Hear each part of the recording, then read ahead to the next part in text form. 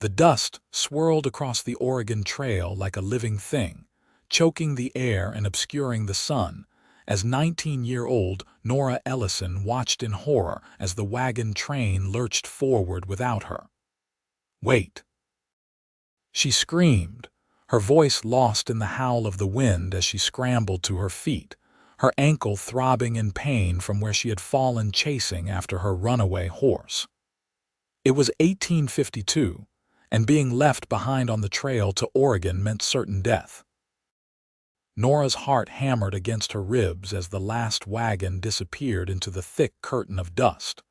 Her family hadn't even noticed she was missing. The thundering hoofbeats cutting through the chaos made her turn, squinting through the haze to see a lone figure on horseback galloping toward her. "Miss, take my hand," the rider shouted, extending his arm as he brought his horse alongside her.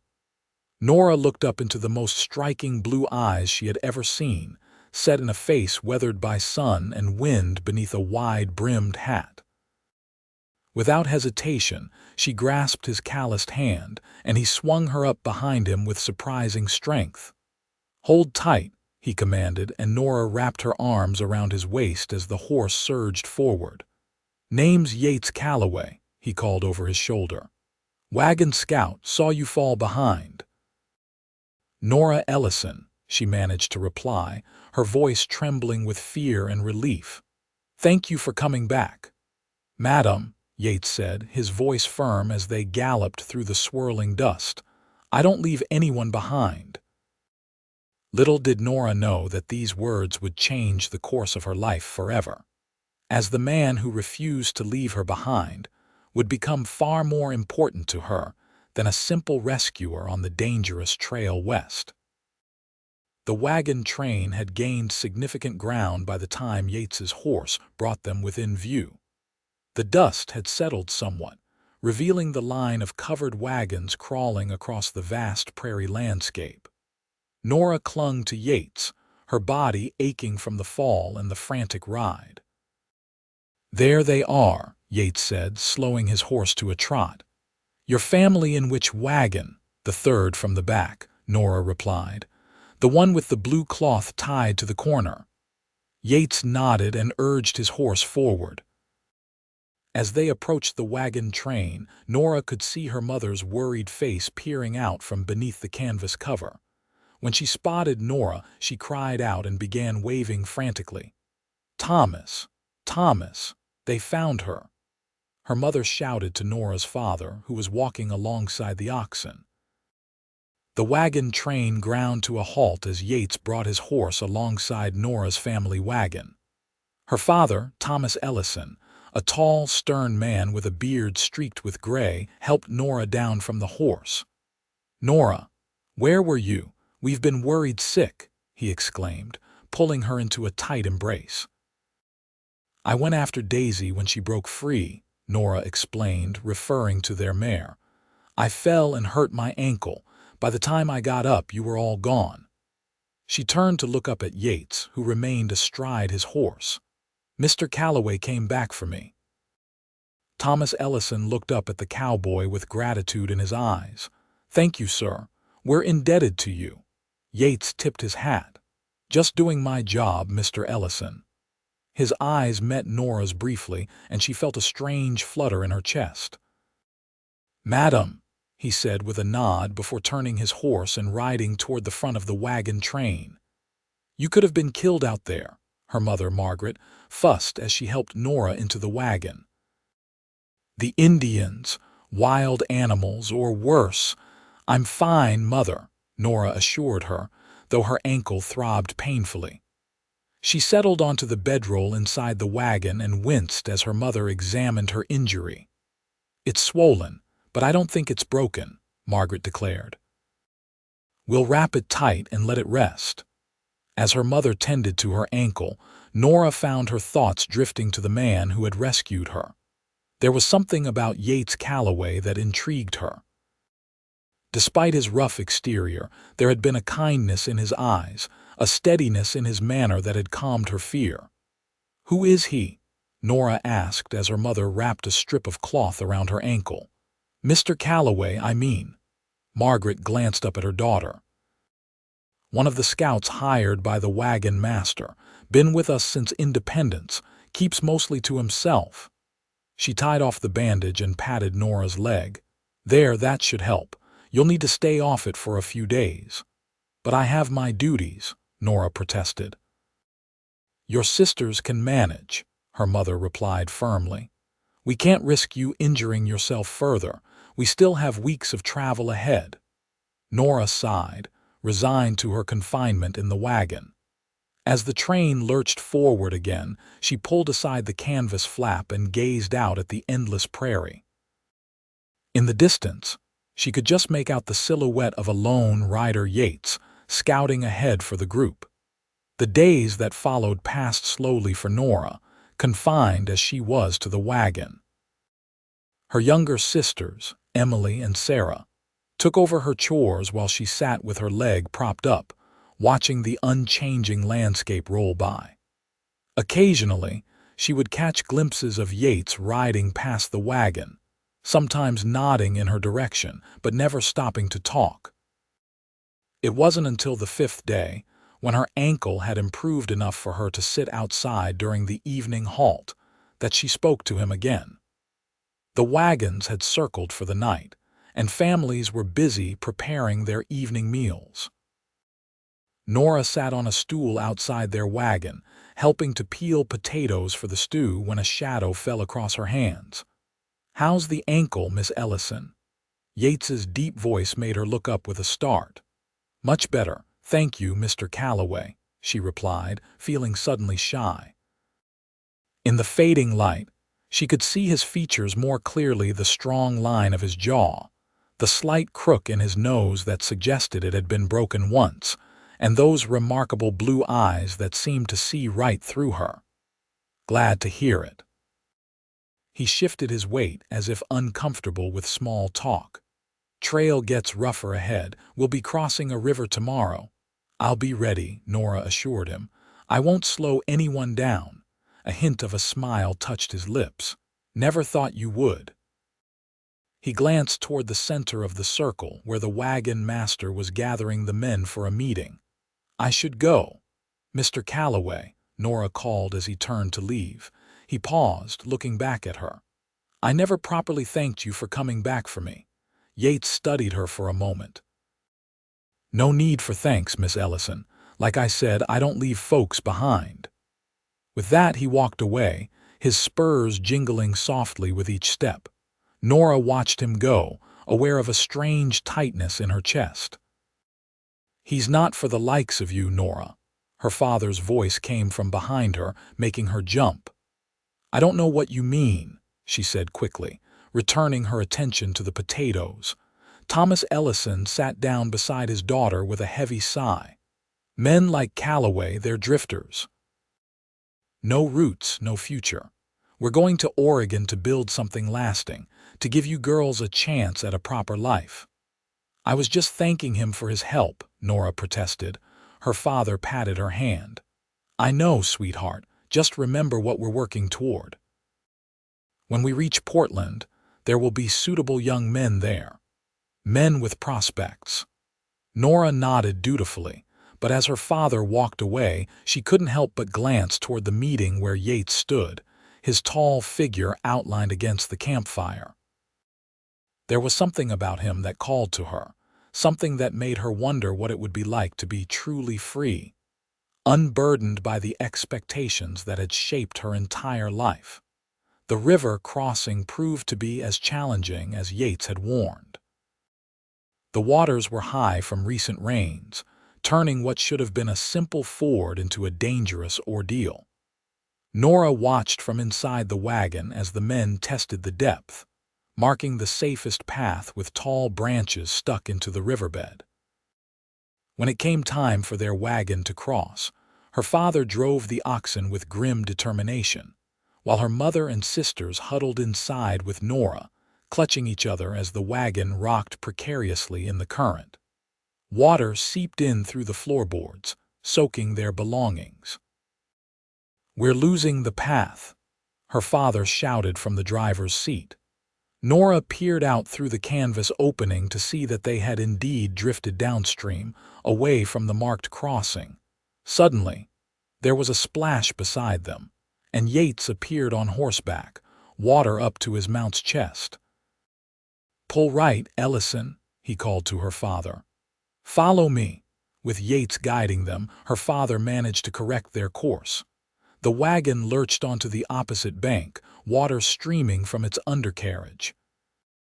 Only when they were safely ashore did Nora release the breath she hadn't realized she'd been holding.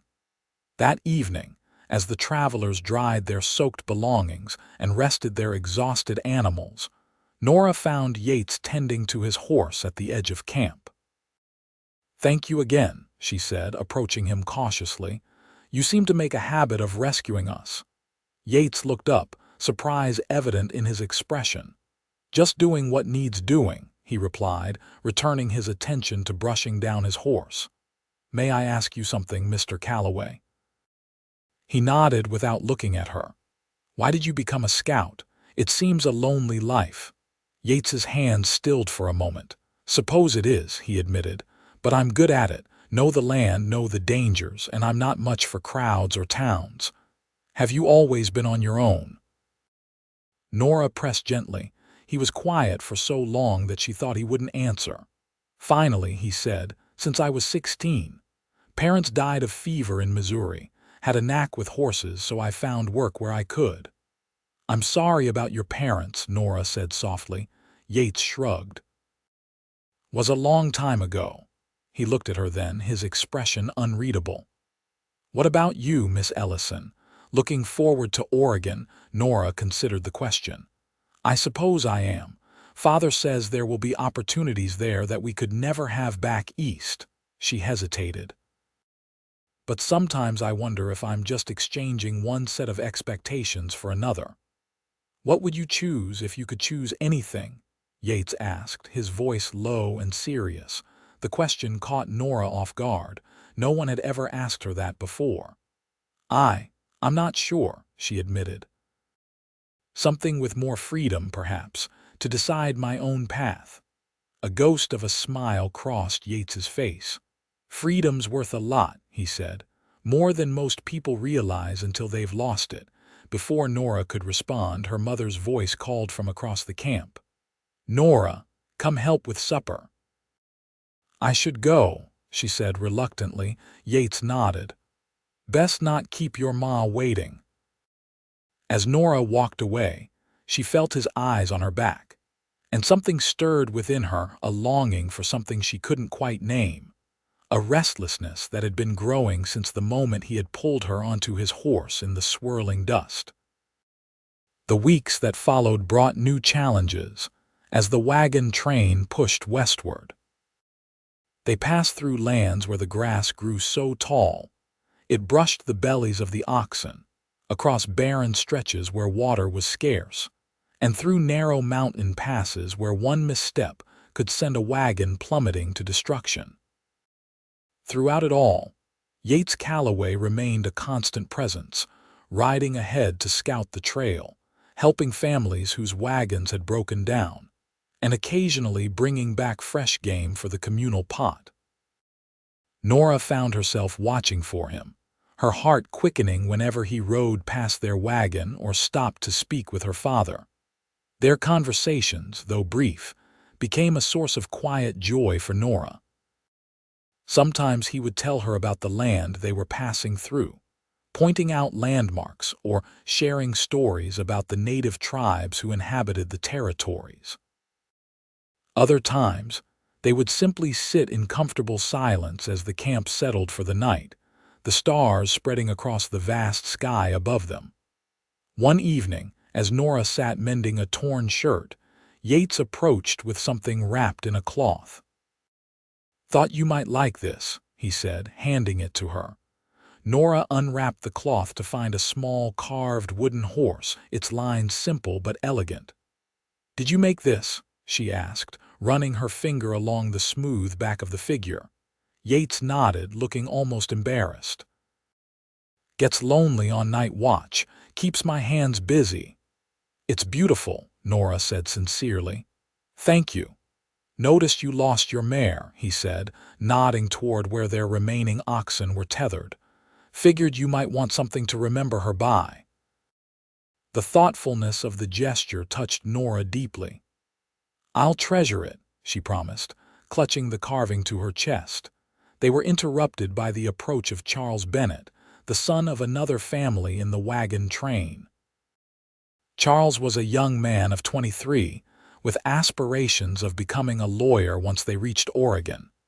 He had been paying particular attention to Nora throughout the journey, much to her father's approval. "Good evening, Nora," Charles said, pointedly ignoring Yates. "Your father mentioned you might enjoy a walk before dark." Nora hesitated, looking from Charles to Yates. The scout's expression had returned to its usual impassivity. "Thank you for the carving, Mr. Calloway," she said. "It really is lovely." Yates tipped his hat. "Evening, Miss Ellison." "Mr. Bennett."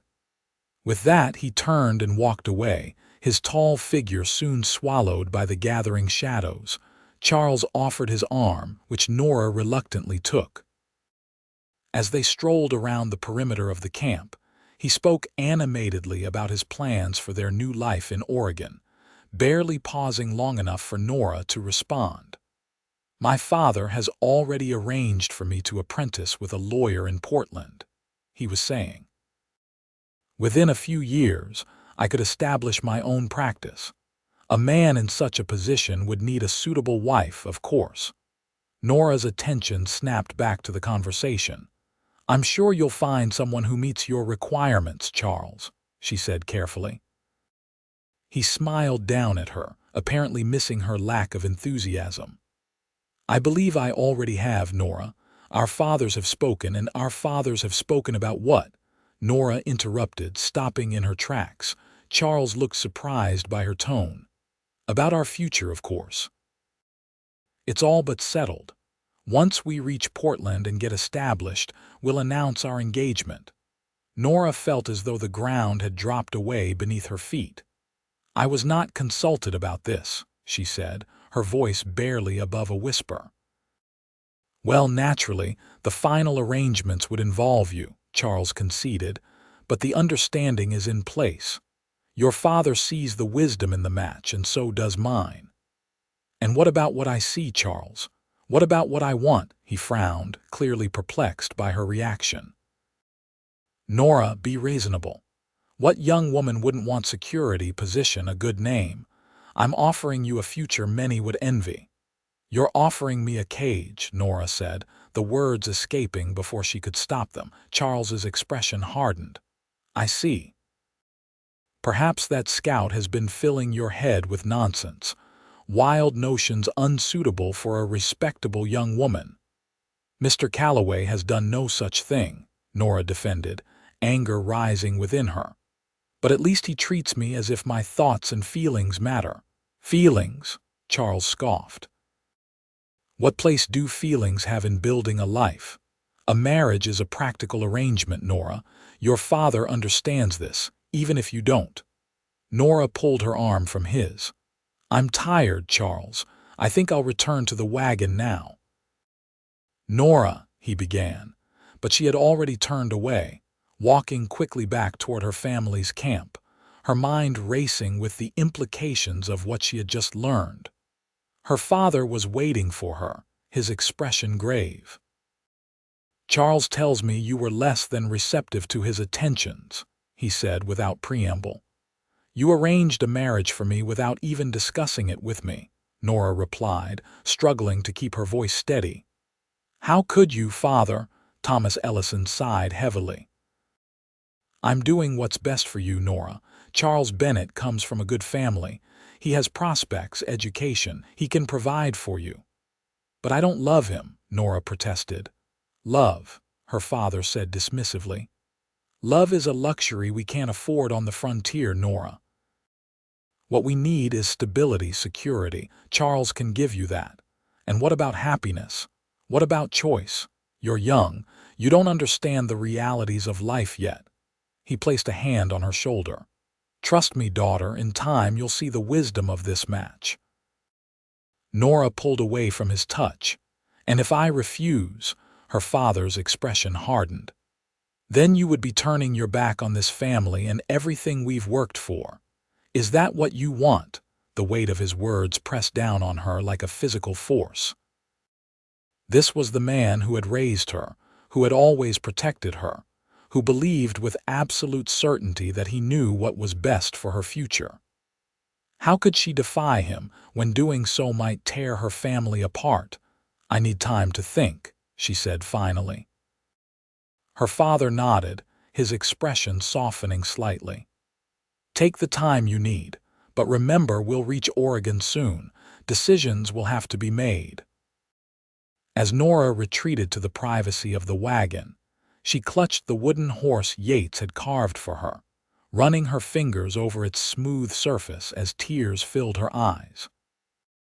For the first time in her life, she found herself caught between duty and desire, between the path laid out for her and the possibility of choosing her own way.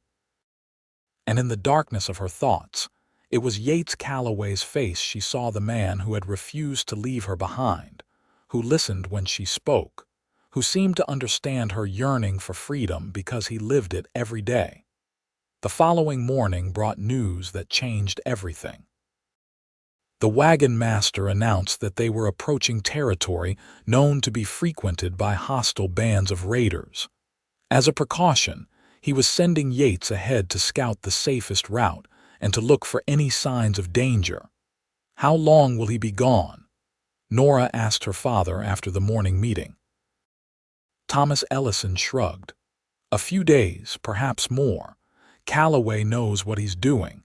He'll rejoin us when it's safe to proceed. Nora felt a pang of anxiety at the thought of Yates facing unknown dangers alone. Is it wise for him to go by himself? That's his job, Nora, her father replied, giving her a searching look. You seem overly concerned about the scout. I'm concerned about anyone putting themselves at risk for our safety, Nora said quickly. Her father didn't look convinced, but he let the matter drop as they began breaking camp for the day's travel. Nora watched as Yates made preparations to leave, checking his weapons and supplies with methodical care. She wanted to speak to him before he left, to wish him safety, but her father's watchful eye kept her by the wagon. It was only when most of the camp was occupied with hitching up the oxen that she found her opportunity. Yates was adjusting his saddle when she approached, her heart pounding with nervousness. "Mr. Calloway," she said softly, making him turn. "Miss Ellison," he acknowledged, his expression betraying surprise at her appearance. "I heard you're riding ahead," Nora said, suddenly uncertain of what she wanted to say. Yates nodded. "Trail gets dangerous from here. Better I check it out first. Will you be careful?" The words came out more earnestly than she had intended. Something flickered in his eyes, warmth perhaps, or understanding. "Always am," he assured her. Nora hesitated, then reached into her pocket and pulled out a small handkerchief embroidered with her initials. "For luck," she said, holding it out to him. Yates looked at the delicate square of fabric, then at her face. Slowly he took the handkerchief, his fingers brushing against hers in a touch that sent a shiver through her. "Thank you," he said, his voice low and rough with emotion. He carefully tucked the handkerchief inside his vest, close to his heart. "I'll return it when I come back." "See that you do," Nora replied, attempting a smile despite the worry gnawing at her. For a moment they stood looking at each other, words unspoken hanging in the air between them. Then Yates cleared his throat and stepped back. "Best get going. Daylight's burning." Nora nodded, understanding the necessity of his departure even as she dreaded it. "Godspeed, Mr. Calloway." "Yates," he said suddenly.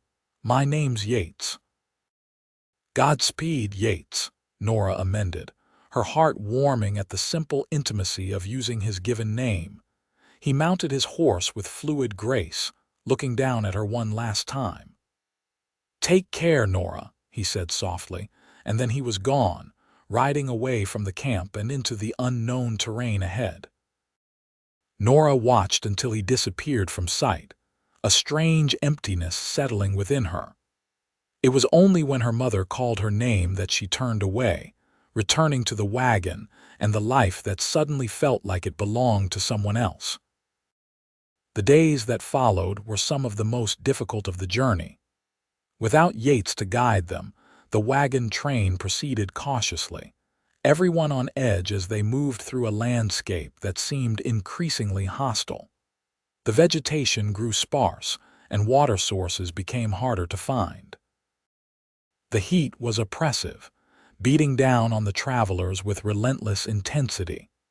To make matters worse, Charles Bennett took Yates's absence as an opportunity to press his suit more aggressively. He accompanied the Ellison family as they walked alongside the wagon, engaging Thomas in discussions about business opportunities in Oregon while casting meaningful glances in Nora's direction. "Your father tells me you've been considering our arrangement," Charles said on the third day, falling into step beside Nora as she walked ahead of the wagon to escape the choking dust. "I've been thinking about my future," Nora replied carefully. "There's a difference," Charles frowned. "Your future is with me, Nora.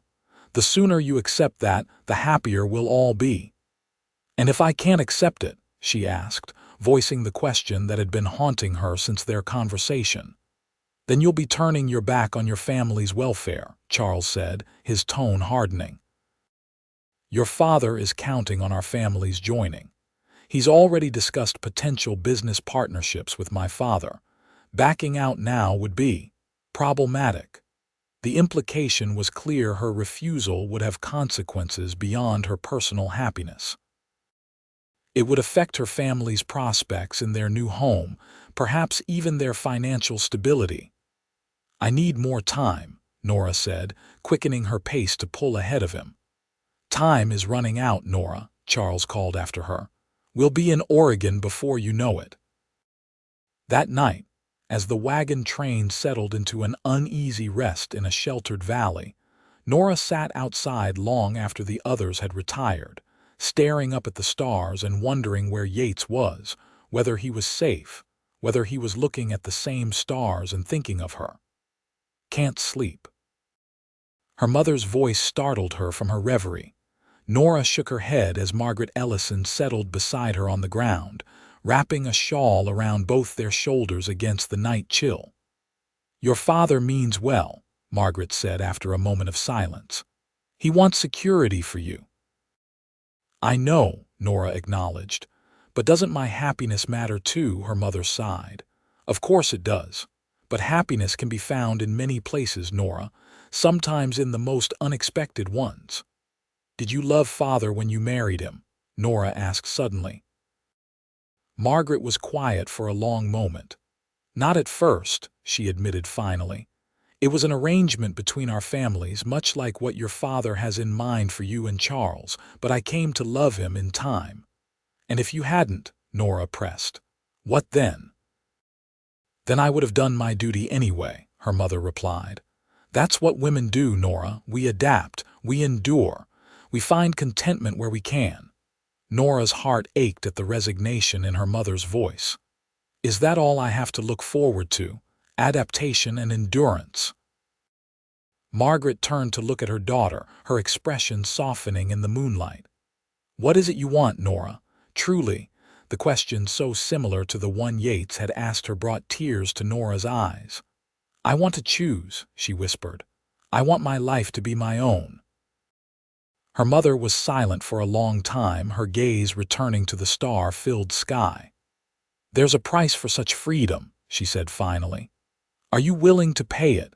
Before Nora could answer, a commotion from the edge of camp drew their attention. Men were gathering, voices raised in alarm. Nora and her mother hurried to see what was happening. A rider had arrived, not Yates, but one of the other men who had gone ahead earlier in the journey to hunt. He was dusty and exhausted, his horse lathered with sweat. "Raiders," he gasped as the wagon master approached. "Hit our hunting party 2 days east, took everything, killed Jenkins and more. A murmur of fear rippled through the gathered crowd. The wagon master's face was grim. What about Calloway? He went that way to scout. The rider shook his head. No sign of him. Could be they got him too, or maybe he's still out there. Nora felt as though the ground had dropped away beneath her feet. Yates, captured or killed by raiders. The possibility was too terrible to contemplate. We need to turn south, the rider continued. Find another route. Too dangerous to continue this way. The wagon master nodded. We'll change course at first light. Everyone back to your wagons. Double the guard tonight. As the crowd dispersed, Nora remained rooted in place, her mind racing. If Yates was alive, he would return to find the wagon train gone, following a different path. How would he find them again? Nora, come, her mother urged, tugging at her arm. It's not safe to be out in the open. Mechanically, Nora allowed herself to be led back to their wagon, but sleep was impossible. Every sound from outside made her start, hoping it might be Yates returning, fearing it might be the raiders approaching. Morning came without incident, and the wagon train began its southward turn, away from the planned route and away from wherever Yates might be. Nora stood at the back of their wagon, watching the eastern horizon as if by sheer will she could make him appear. He's not coming back, Nora, her father said, coming to stand beside her. We have to accept that and move on. How can you be so sure? Nora demanded, tears threatening to spill over. He could still be alive. Thomas Ellison placed a hand on her shoulder. Even if he is, he's one man against who knows how many raiders. His chances aren't good. So we're just abandoning him. Nora couldn't keep the accusation from her voice. We're protecting the lives of everyone in this train, her father replied firmly. Calloway knew the risks when he took the job. He wouldn't expect us to endanger everyone for his sake. Nora knew her father was right, but the knowledge did nothing to ease the hollow ache in her chest. As the wagon began to move, following the others southward, she whispered a prayer for Yates's safety, clutching the wooden horse he had carved for her as if it were a talisman. 3 days passed with no sign of Yates or the raiders. The wagon train continued its southern detour, moving through increasingly difficult terrain. The mood among the travelers was somber, the loss of their companions and the change in route adding new strain to an already arduous journey. Nora went through the motions of her daily tasks mechanically, her heart heavy with worry and grief. She avoided Charles Bennett's attempts at conversation and spent as much time as possible alone, scanning the horizon whenever they stopped. On the 4th night after changing course, Nora sat by the small campfire outside their wagon, unable to eat the stew her mother had prepared. The sound of approaching horses made her look up, her pulse quickening with hope. It wasn't Yates, but a group of 4 riders approaching from the south, strangers, but clearly not raiders from their appearance. The wagon master went out to meet them, hands raised in peaceful greeting. After a brief conversation, he returned to the circle of wagons with the newcomers. These men are from a settlement 2 days' ride south, he announced to the gathered travelers. They've come to warn us that the pass ahead is washed out from recent rains. We'll need to find another route. One of the strangers stepped forward, a weather-beaten man with a silver beard. You folks are welcome to come to our settlement until the pass clears.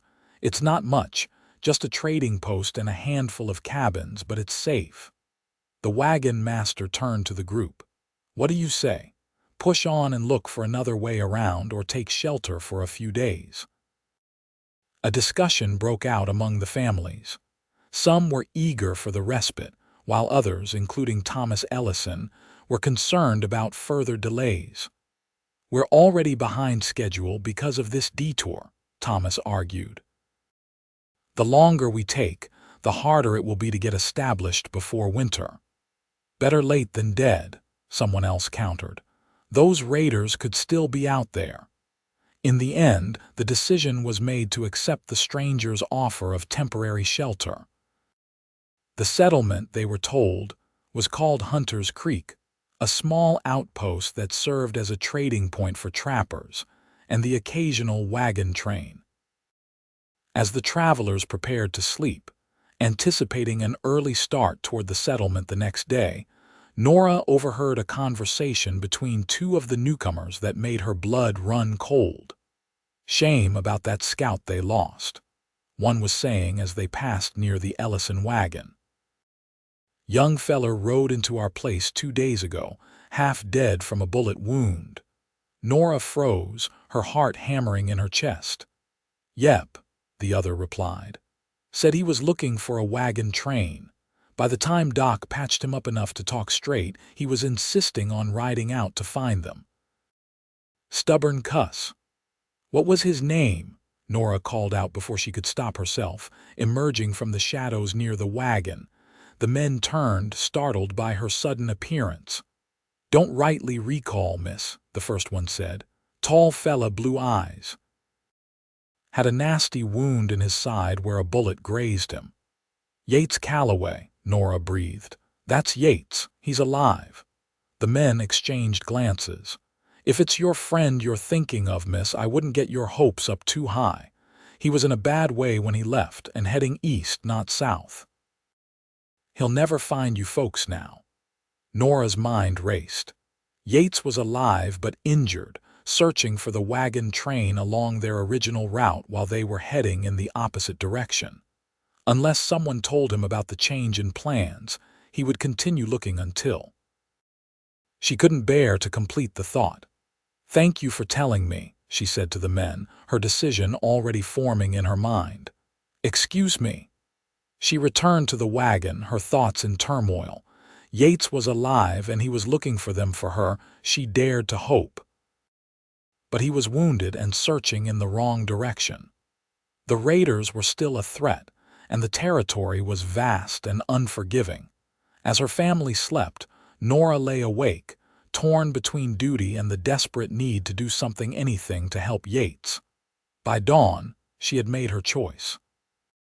Moving silently, she gathered a few essential items: a canteen, some dried meat, a blanket, her small savings of coins, and the wooden horse carving. She scribbled a note to her parents, explaining that she couldn't abandon Yates and would meet them in Oregon when she could. With shaking hands, she left it where her mother would find it. Then, in the gray light of early morning before the camp stirred to life, Nora Ellison slipped away from the wagon train, heading east toward the trading post where Yates had been seen, and she prayed, toward Yates himself. The rising sun found Nora several miles from the camp, following the directions she had overheard from the strangers. She had borrowed one of the settlement men's horses while they slept, leaving most of her money with a note of apology. The guilt of the theft weighed on her, but not as heavily as the fear of what might happen to Yates if she did nothing. She had never ridden alone across open country before. The vastness of the landscape was both awe-inspiring and terrifying. Every rustle in the brush, every distant sound made her heart race with fear that it might be raiders or wild animals. But the thought of Yates, wounded and searching for a wagon train that was no longer there, drove her onward. By midday, the heat had become oppressive. Nora rationed her water carefully, knowing that finding more would be uncertain. The horse, at least, seemed to know its way, heading steadily eastward toward home. As the sun began its descent, Nora spotted a plume of smoke in the distance. The trading post, she hoped, though fear nagged at her that it could be raiders or a native encampment. She approached cautiously, staying low in the saddle and using what little cover the sparse vegetation provided. Relief flooded through her as the trading post came into view, a collection of rough-hewn log buildings surrounded by a crude wooden fence. A few horses were tethered outside, and she could see people moving about. Nora rode up to the gate, where a grizzled man with a shotgun eyed her suspiciously. "State your business," he called. "I'm looking for someone," Nora replied, suddenly aware of how she must appear a young woman alone, dusty from travel. "A scout named Yates Calloway. I was told he was here, injured." The man's expression softened slightly. "The one from that wagon train." "Yeah, he was here. Doc patched him up best he could, but he wouldn't stay put. Rode out yesterday morning, stubborn fool." Nora's heart sank. "Do you know which way he went?" "East, following your original trail. Said something about catching up before you hit the mountain pass." The man squinted at her.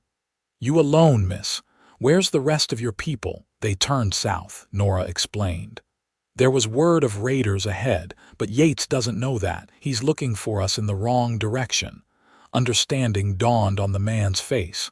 "And you came back for him?" "It wasn't a question." "Well, you'd best come in and rest. No sense heading out this late in the day."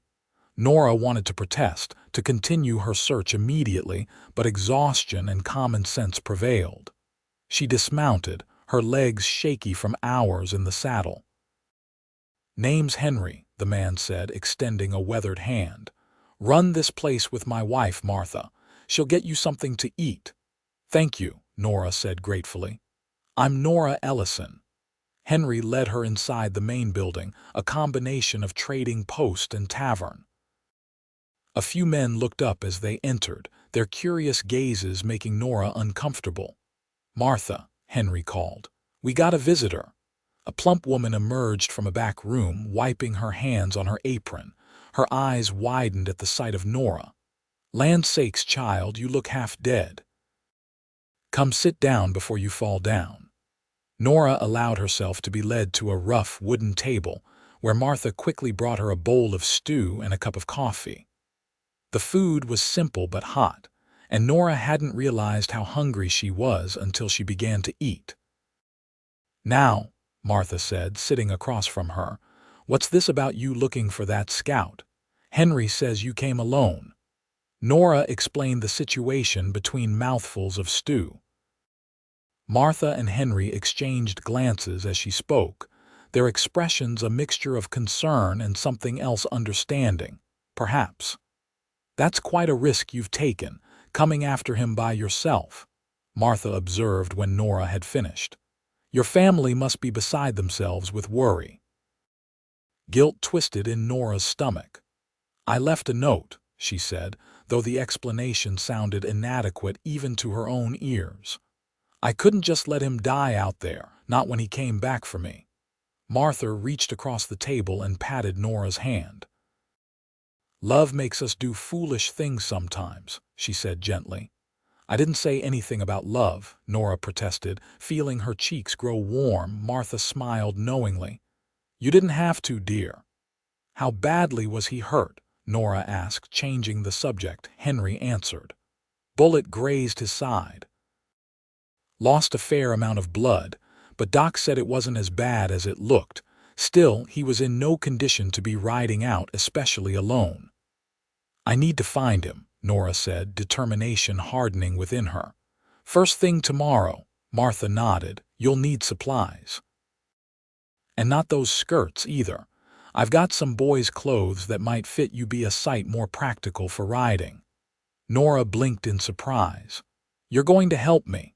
Seems to me that scout of yours went to a lot of trouble to find you folks," Henry said. "Least we can do is help you return the favor." Martha showed Nora to a small room behind the trading post, little more than a storage space with a narrow bed, but it was private and clean. Exhausted from the day's journey and emotional turmoil, Nora fell asleep almost as soon as her head touched the pillow. She dreamed of Yates, of his blue eyes watching her across a campfire, of his strong hands pulling her onto his horse, of his voice saying her name. In the dream, he was riding away from her, always just beyond reach no matter how fast she ran after him. Nora woke before dawn, her heart racing. For a moment she was disoriented, the unfamiliar surroundings confusing her. Then memory rushed back, and with it, the urgency of her mission. Martha had laid out clothes for her: a boy's cotton shirt, canvas trousers, a leather vest, and sturdy boots. Nora changed quickly, surprised at how comfortable and practical the garments felt compared to her heavy skirts and petticoats. When she emerged from the room, Martha was already up, preparing food in the kitchen area. She looked Nora up and down and nodded approvingly. "Those'll do. Bit big, but better than riding astride in a dress." Henry appeared with a saddlebag filled with supplies: jerky, hardtack, coffee, matches, and a small medical kit. "Your horse is ready," he said. "Got you a rifle, too. Know how to use one?" Nora shook her head. Her father had never allowed her or her sisters to handle firearms. Henry sighed. "Well, it's mostly for show anyway. Might scare off trouble. Just point and pull the trigger if you have to, but best to avoid needing it at all."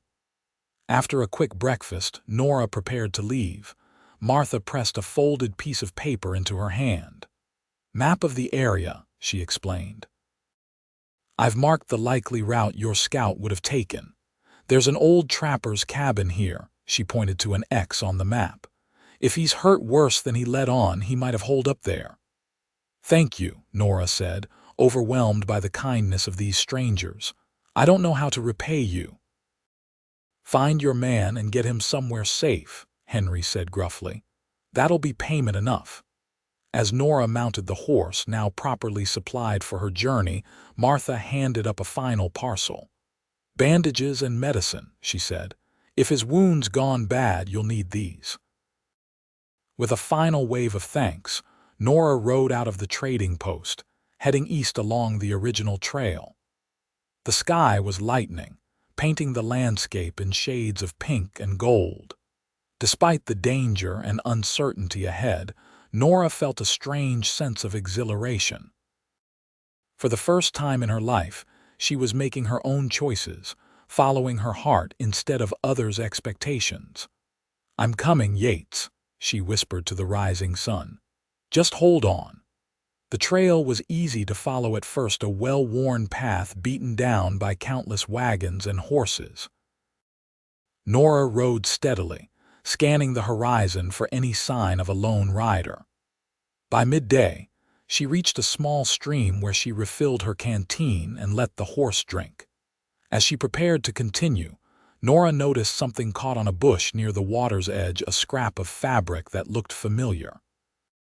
Heart pounding, she retrieved it and recognized it immediately, a piece torn from the handkerchief she had given Yates. He had been here, and not long ago. The knowledge gave her renewed determination. Mounting again, she urged the horse forward, following the trail with heightened attention. The afternoon wore on, the sun beating down mercilessly. The landscape began to change, becoming more rugged and broken. According to Martha's map, she was approaching the area where the trapper's cabin should be. As Nora rounded a rocky outcropping, she saw it, a small log structure nestled against the hillside, nearly invisible among the trees. There was no smoke from the chimney, no visible sign of occupation, but something drew her toward it nonetheless. She approached cautiously, rifle at the ready as Henry had shown her, though she prayed she wouldn't need to use it. When she was within 50 yards of the cabin, the door suddenly swung open and a figure appeared, gun raised. "Stop right there." A familiar voice called out, though it was weaker than she remembered. "Yates," Nora called back, her heart leaping. "Yates, it's me, Nora." The figure lowered the gun, took one step forward, and stumbled.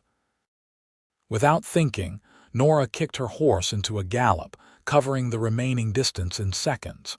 She leaped from the saddle as Yates Calloway sank to his knees in the doorway of the cabin. "Nora," he whispered, disbelief etched on his pale face. "Is it really you?" "It's me," she confirmed, kneeling beside him, tears of relief streaming down her face. "I came to find you." His face was gaunt, eyes bright with fever, Sweat beaded on his forehead despite the cool air. "The wagon train," he asked hoarsely. "Are they safe?" "They're safe," Nora assured him, helping him back into the cabin and onto a crude pallet in the corner. "They turned south to avoid the raiders. I came back for you." Yates stared at her as if she were a mirage that might disappear at any moment. "You came back. For me." The wonder in his voice broke her heart. "Of course I did," Nora said softly. "You didn't leave me behind. I couldn't leave you." She gently pulled aside his shirt to examine his wound and gasped at what she saw. The bullet graze had become infected, the skin around it angry and red. No wonder he was feverish. Working quickly, Nora used the medical supplies Martha had given her to clean the wound and apply a poultice. Yates winced but made no sound as she worked, his eyes never leaving her face. "Why?" he asked finally, as she finished bandaging his side. "Why would you risk everything to come after me?" Nora paused, her hand still resting lightly on the bandage. The question demanded truth, and in that moment, with his life so fragile under her hands, she couldn't give anything less. "Because when I thought you might be dead, I realized that nothing else mattered," she said quietly. "Not my father's plans, not Charles Bennett, not the proper life waiting in Oregon. None of it meant anything if you weren't there." Yates's hand came up to touch her cheek, his calloused fingers gentle against her skin. "Nora," he whispered, her name a benediction on his lips. "Rest now," she urged, covering him with a blanket. "You need to get your strength back." He caught her hand as she moved to rise. "Don't leave," he said, vulnerability plain in his eyes. "I won't," Nora promised. "Not ever again." She settled beside him, holding his hand as he drifted into a fitful sleep. Outside, the sun began its descent, casting long shadows through the cabin's single small window. Nora knew that her decision to find Yates had changed everything. There was no going back to the life she had known, to the future that had been planned for her. Yet as she watched the rise and fall of Yates's chest, felt the warmth of his hand in hers, she couldn't bring herself to regret it. Whatever lay ahead, they would face it together, the girl who had been left behind and the man who had refused to leave her. Night fell, and still Nora sat beside Yates, occasionally placing a cool cloth on his forehead when his fever seemed to rise. She dozed intermittently, jerking awake at his every movement or sound. Around midnight, Yates began to thrash in his sleep, muttering incoherently. Alarmed, Nora tried to calm him, but he didn't seem to hear her. His skin burned beneath her touch, and his breathing had become labored. "No," he moaned, his head turning from side to side. "No, don't leave her. Don't leave Nora." "I'm here, Yates," she said, gripping his hand tightly. "I'm right here." His eyes flew open, wild with fever. "Raiders," he gasped. "Coming, have to warn." "It's all right," Nora soothed, pressing the cool cloth to his brow again. "The wagon train is safe. Everyone's safe." Gradually he calmed, his breathing steadying as recognition dawned in his eyes. "Nora," he sighed. "Not a dream." "Not a dream," she confirmed, smiling down at him. "Try to drink some water." She helped him sit up enough to take a few sips from the canteen, then eased him back down. "The infection's making you feverish," she explained. "Martha from the trading post, she gave me medicine that should help." "Martha," Yates repeated, his voice clearer. "Good woman. Husband's a grump, but decent." Nora laughed softly, relief flooding through her at this moment of lucidity. "That's a fair assessment," she agreed. Yates studied her face in the dim light of the small fire she had built in the hearth. "You cut your hair," he observed, reaching up to touch the shortened strands that now barely reached her shoulders. Nora's hand went self-consciously to her hair. In her rush to leave the wagon train, she had impulsively cut her long braid, thinking shorter hair would be more practical and would help her blend in if she needed to disguise herself as a boy. "Does it look terrible?" she asked. A smile touched Yates's lips. "It looks free," he said simply. Something warmed inside Nora at his words, at his understanding of what the act had meant to her. Not vanity or practicality, but a severing of ties with her old life, a declaration of independence. "Your father will be looking for you," Yates said after a moment, his expression growing serious. "When he finds out you've gone." "Probably," Nora acknowledged, "but they're heading south, then west. We're east. By the time they realize I'm not at the settlement, we'll have a good head start." Yates frowned. Well, I'm certainly not going back without you," Nora stated firmly. "And you're in no condition to travel far yet." "Nora," Yates began, his voice gentle but troubled, "you can't throw away your future for me. I'm just a scout, a drifter with no land, no prospects. Your father was right about that." "My future is mine to decide," Nora said, a new confidence in her voice. "And I've decided I want you in it." Yates closed his eyes briefly, as if in pain. "It's not that simple. Your family will have to accept my choice," Nora interrupted. "I'm 19 years old, Yates.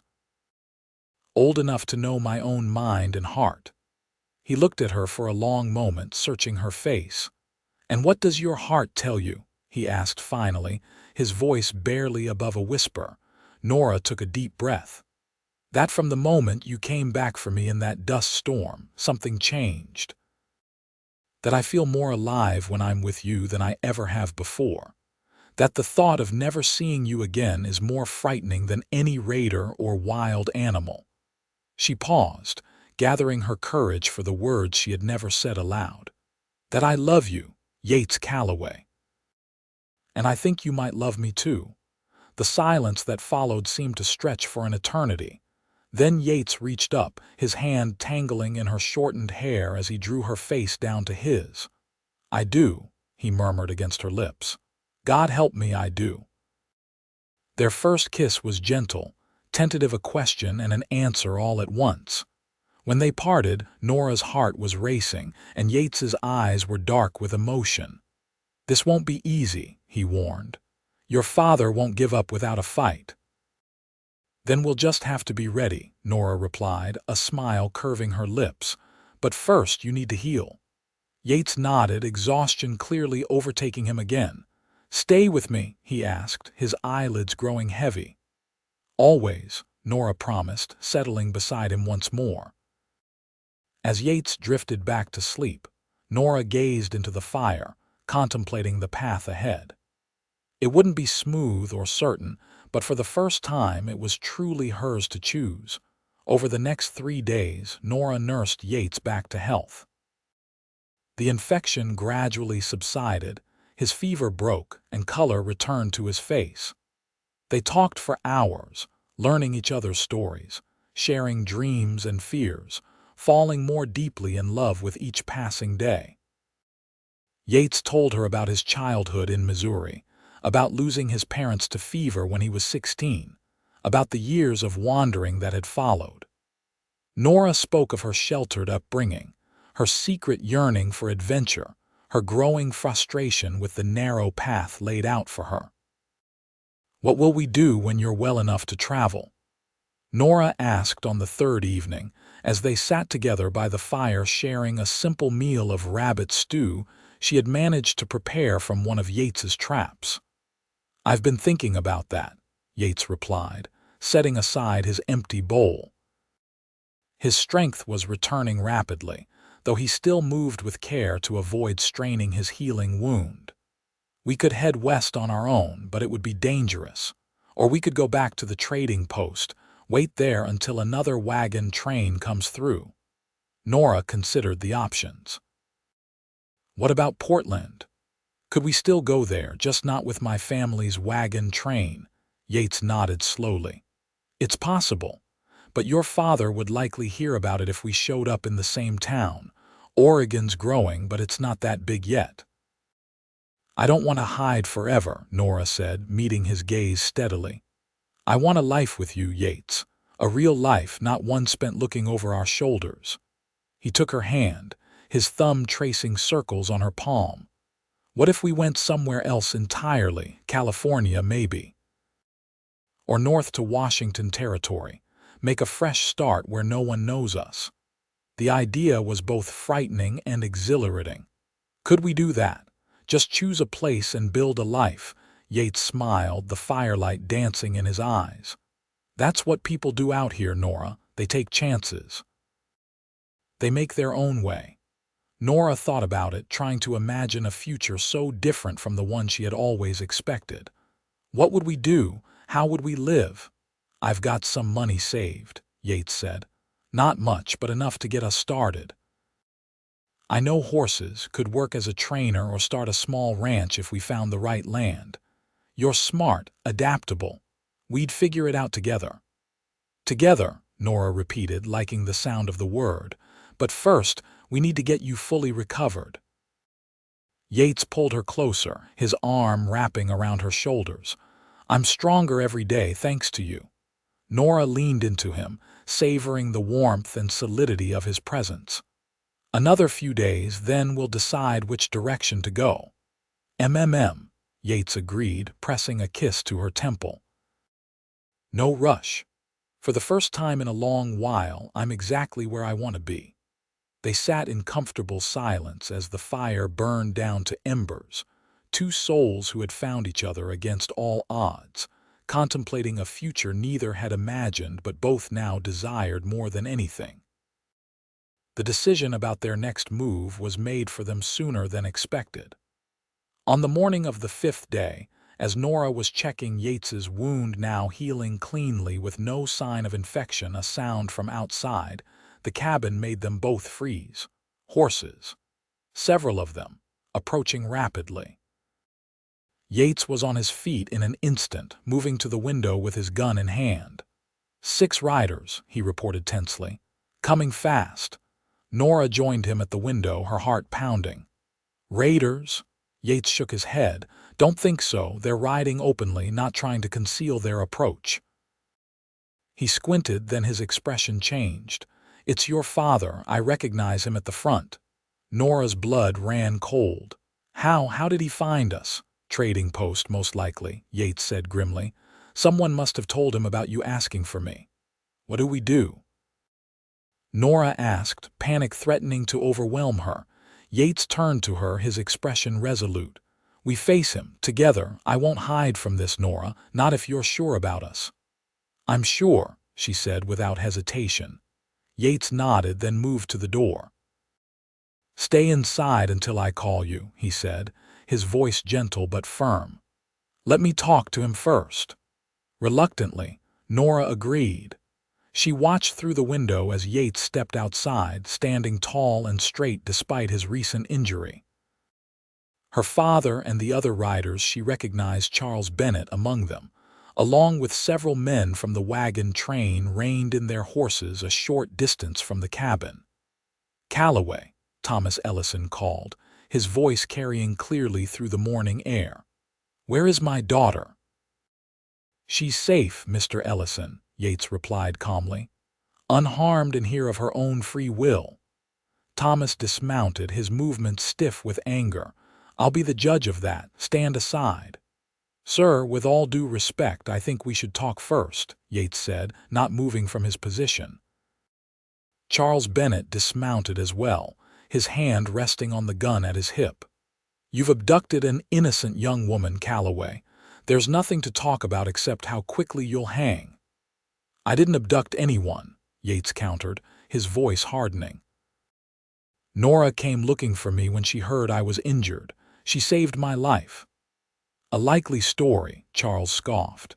You probably tricked her, filled her head with nonsense. That's enough, Nora said firmly, stepping outside to stand beside Yates. She had heard enough and couldn't let him face them alone. No one tricked me or abducted me. I made my own decision. Nora. Her father's face reflected shock, then relief, then anger as he took in her appearance, the boy's clothes, the shortened hair, her position at Yates's side. What have you done to yourself? What has he done to you? He hasn't done anything except respect me as a person capable of making my own choices, Nora replied, her voice steady despite her racing heart. Something you never did. Thomas Ellison's face darkened. You don't know what you're saying. This man has clearly turned your head with romantic notions. You're coming home with us now. No, father, I'm not, Nora said firmly. I'm staying with Yates. Charles Bennett stepped forward, his expression incredulous. You can't be serious, Nora. This drifter over the life we planned, the security and position I can offer you. I never agreed to any plan with you, Charles, Nora reminded him. That was arranged between you and my father without my consent. This is absurd, Thomas exploded. You're my daughter and you'll do as I say. Men, get her on a horse. We're leaving. Two of the riders dismounted and started forward, but Yates moved in front of Nora, his hand on his gun. I wouldn't, he said quietly, his tone making the men hesitate. You're outnumbered, Calloway, Charles warned. Maybe so, Yates acknowledged. But I guarantee I'll take at least two of you with me if you try to force her. Is that a price you're willing to pay? The tension in the air was palpable. Nora placed a hand on Yates's arm, then stepped around him to face her father directly. Please, father, she said, her voice softening. I don't want it to be this way. I love Yates and he loves me. We're going to build a life together, somewhere new. I'm asking for your blessing, but I'll go with or without it. Thomas Ellison stared at his daughter, conflict evident in his expression. You can't know your own mind in this, Nora. You've had no experience of the world. I've had more in these past weeks than in all the years before, Nora replied. I know exactly what I'm choosing and why. Her father looked from her to Yates and back again, searching for some weakness, some hesitation. Finding none, his shoulders sagged slightly. You would choose him over your family, he asked, his voice rough with emotion. Over everything we've worked for. I'm choosing my own path, Nora corrected gently. That doesn't mean I'm rejecting you or mother or my sisters. It just means I need to live my own life, not the one you've planned for me. Charles Bennett stepped forward again, his face flushed with anger. This is ridiculous, Thomas. She's confused, possibly compromised. We need to take her back by force if necessary. You'll do no such thing, a new voice interrupted. All heads turned to see Martha from the trading post approaching on horseback, followed by Henry and two other men. The girl's made her choice, and it's a good one from what I've seen. This doesn't concern you, madam, Charles said dismissively. Martha dismounted, her substantial frame blocking his path to Nora. I think it does, young man. This girl rode out alone to save a man's life, showing more courage and determination than most men I've known. If that's not love worth respecting, I don't know what is. Thomas Ellison looked at Martha with surprise. You helped her find him. I did, Martha confirmed without apology. And I'd do it again. These two belong together. Anyone with eyes can see that. An uncomfortable silence fell over the group. Finally, Thomas turned to Yates, his expression grave but no longer hostile. You love my daughter, Calloway? He asked bluntly. Yates met his gaze without flinching. Yes, sir, more than my own life. And how do you plan to provide for her? A scout's life is no life for a woman. I don't intend to remain a scout, Yates replied. I've saved some money, enough to start fresh somewhere. I know horses, and I'm willing to work hard to build something lasting for both of us. Thomas considered this, his gaze shifting between Yates and Nora.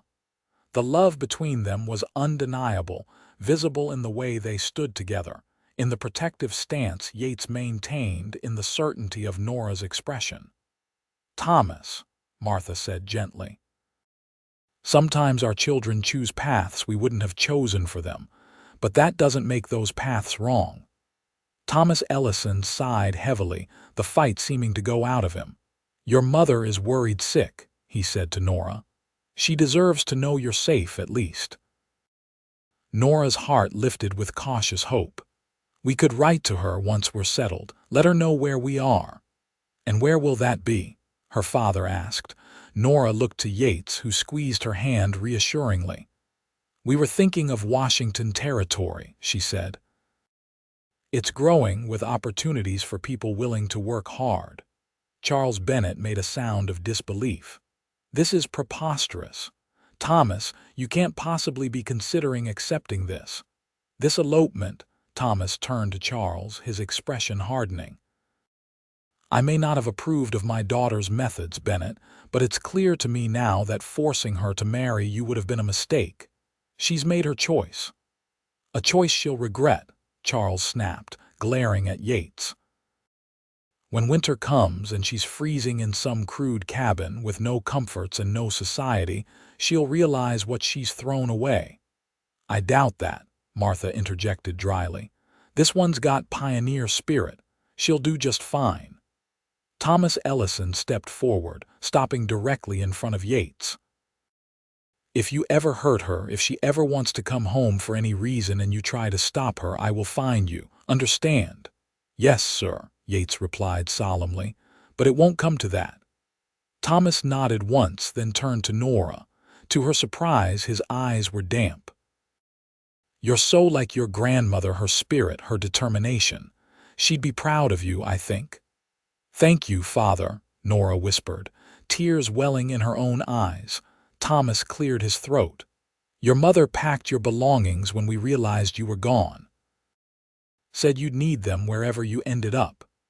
He nodded to one of the men, who brought forward a small trunk that had been strapped to his horse. It's not much, but it's yours. Nora stepped forward and embraced her father, overcome with gratitude for this unexpected gesture of acceptance. Tell Mother I love her, and Emily and Sarah too. I will, Thomas promised, holding her tightly for a moment before releasing her. Be happy, Nora, that's all we ever wanted for you.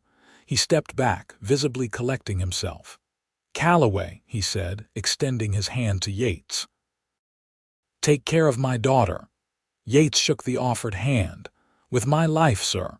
Charles Bennett watched this exchange with mounting fury.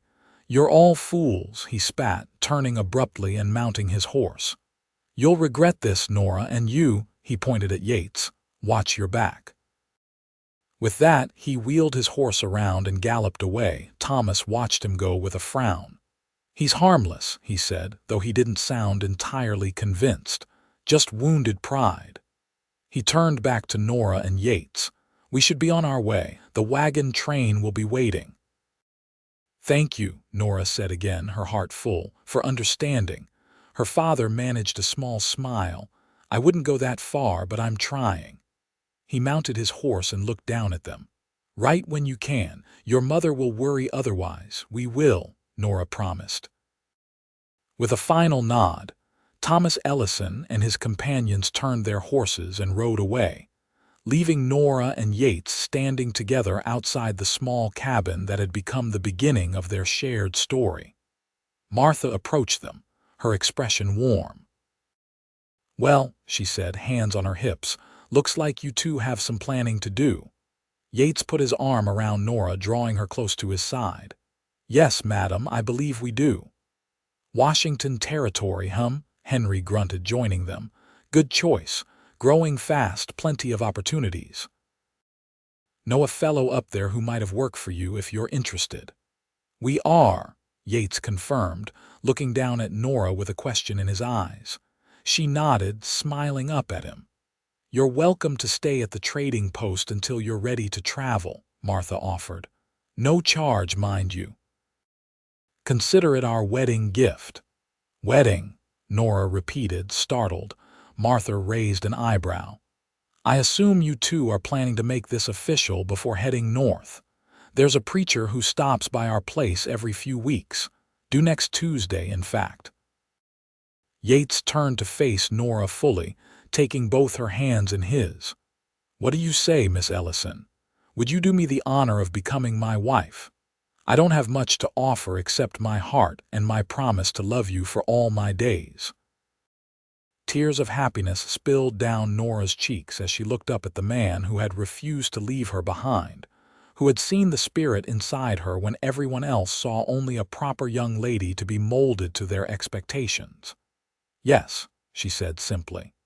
"1,000 times yes."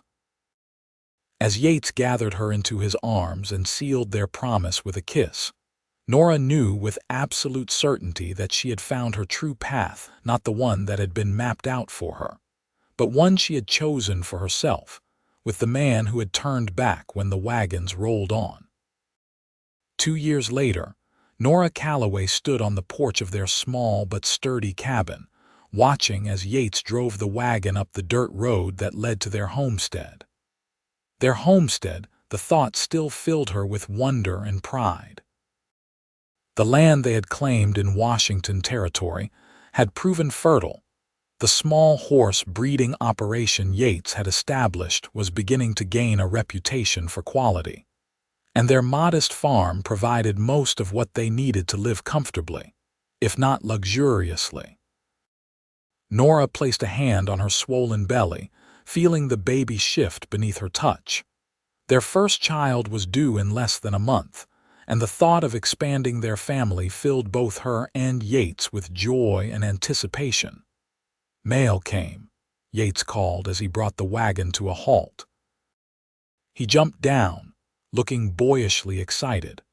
"Letter from your mother." Nora hurried down the steps as quickly as her condition allowed.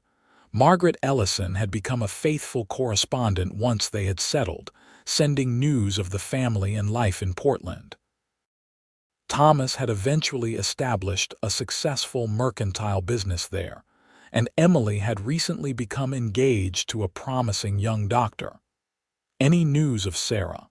Nora asked eagerly as she accepted the letter. Her youngest sister had been talking about joining them in Washington once she turned 18, something Nora hoped for despite her parents' reservations. "Haven't read it," Yates said, helping her back up the porch steps. "Wanted to wait for you." Inside their cozy cabin, Nora settled into the rocking chair Yates had made for her when they learned about the baby. She opened the letter, scanning its contents quickly, then looked up with shining eyes. "They're coming to visit," she exclaimed. "Mother, father, and Sarah. They'll be here in time for the baby's birth." Yates's face reflected her happiness. "That's wonderful news," he said, kneeling beside her chair and placing a hand on her belly. "About time they saw what we've built here. It hadn't been an easy 2 years." The first winter had been harsh, testing their resolve and resources. There had been moments of doubt, of fear, of wondering if they had been foolish to strike out on their own with so little. But through it all, they had faced each challenge together, their bond growing stronger with each obstacle overcome. Yates had proven to be not just a loving husband but a true partner, respecting Nora's intelligence and spirit, valuing her opinions and sharing every decision. In return, Nora had brought warmth and purpose to a life that had once been solitary and rootless. She had transformed their simple cabin into a home, had worked alongside him in building their dream, had loved him with a depth and constancy that still amazed him. "You ever regret it?" Yates asked suddenly, his blue eyes serious as they met hers. "Leaving everything behind, taking a chance on me," Nora smiled, reaching out to touch his weathered cheek. "Not for one single moment," she assured him. "This life, our life, is everything I could have hoped for and more." Yates turned his head to kiss her palm. "I think about it sometimes," he confessed. "That day when I saw you standing there in the dust, watching the wagons disappear, what if I hadn't turned back? But you did," Nora reminded him softly. "You refused to leave me behind. And in doing so, you found me the real me, the one no one else had ever seen." "Best decision I ever made," Yates murmured, leaning forward to kiss her tenderly. "I love you, Nora Calloway." "And I love you, Yates Calloway," she replied, "now and always." As the afternoon sun slanted through the windows of the home they had built together, Nora reflected on the journey that had brought them here, a journey that had begun with a moment of seeming misfortune, when she was left behind as the wagon rolled on. That moment, which had seemed like disaster at the time, had proven to be the first step toward a life of love, purpose, and freedom she could never have imagined. Sometimes, Nora thought as Yates pulled her gently to her feet and into his embrace, the greatest adventures begin when we find ourselves left behind, forced to forge a new path. And sometimes, if we're truly fortunate, we find someone willing to turn back for us, to stand beside us as we discover who we were always meant to be. In the years that followed, the Calloway homestead flourished. Their son, William Thomas Calloway, was born with his father's blue eyes and his mother's determination. 2 years later, a daughter joined the family, Elizabeth Margaret, named for both grandmothers. Nora Ellison did eventually move to Washington Territory, meeting and marrying a young schoolteacher from the growing town nearby. Thomas and Margaret visited regularly, their initial reservations about Nora's choice long since replaced by pride in what their daughter and son-in-law had accomplished. Charles Bennett, they heard, had married a banker's daughter in Portland and seemed content enough, though he never spoke of Nora or acknowledged the Calloways when their paths occasionally crossed during Thomas and Margaret's visits. As for Yates and Nora, their partnership deepened with each passing year. Their horse breeding operation expanded, gaining renown throughout the territory. Their farm grew to include orchards and gardens that Nora tended with loving care. Their home, once a simple cabin, was enlarged and improved to accommodate their growing family and frequent visitors. But what remained unchanged was the love that had begun on the Oregon Trail, the love between a young woman with the courage to choose her own path, and the man who had turned back when everyone else moved on, who had refused to leave her behind. And in that love, they found everything they had ever needed: family, purpose, belonging, and the freedom to build a life that was truly their own.